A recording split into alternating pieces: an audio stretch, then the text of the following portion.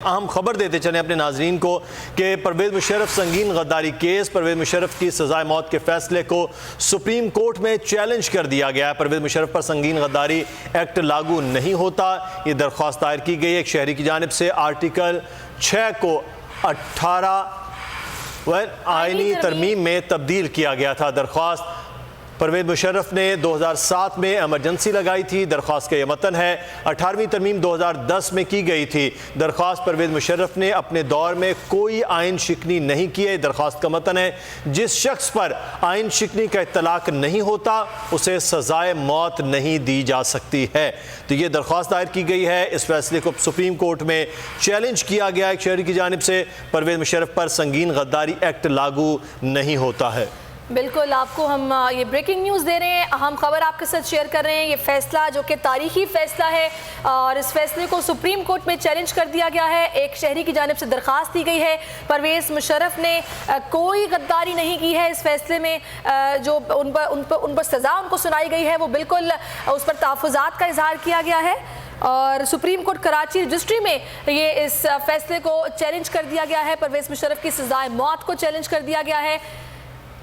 परवेज़ मुशर्रफ पर संगीन गद्दारी एक्ट लागू नहीं होता, इस दरख्वास्त में मौक़िफ़ अपनाया गया है। आर्टिकल 6 को 18वीं आईनी तरमीम में तब्दील किया गया। इससे पहले ये जो आर्टिकल था कुछ और था और ये कहा गया है कि परवेज़ मुशर्रफ ने 2007 में इमरजेंसी लगाई थी। उससे पहले आर्टिकल 6 कुछ और था लेकिन अब उसकी शक्ल कुछ और है। 18वीं तरमीम 2010 में की गई थी और इसी पर बात कर लेते हैं वर्ल्ड न्यूज़ की नुमाइंदा मरियम हसन से। मरियम हसन, आगाह कीजिएगा, ये शहरी ने दरख्वास्त दायर किया, उसका मौक़िफ़ क्या है?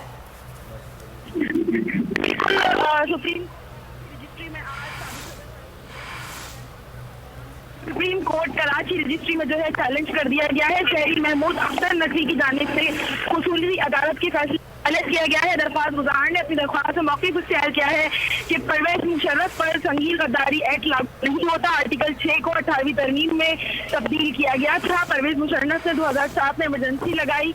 आइन में 18वीं तरमीम 2010 में की गई। परवेज़ मुशर्रफ ने अपने दौरे इक़्तिदार में कोई कानून शिकनी नहीं की है।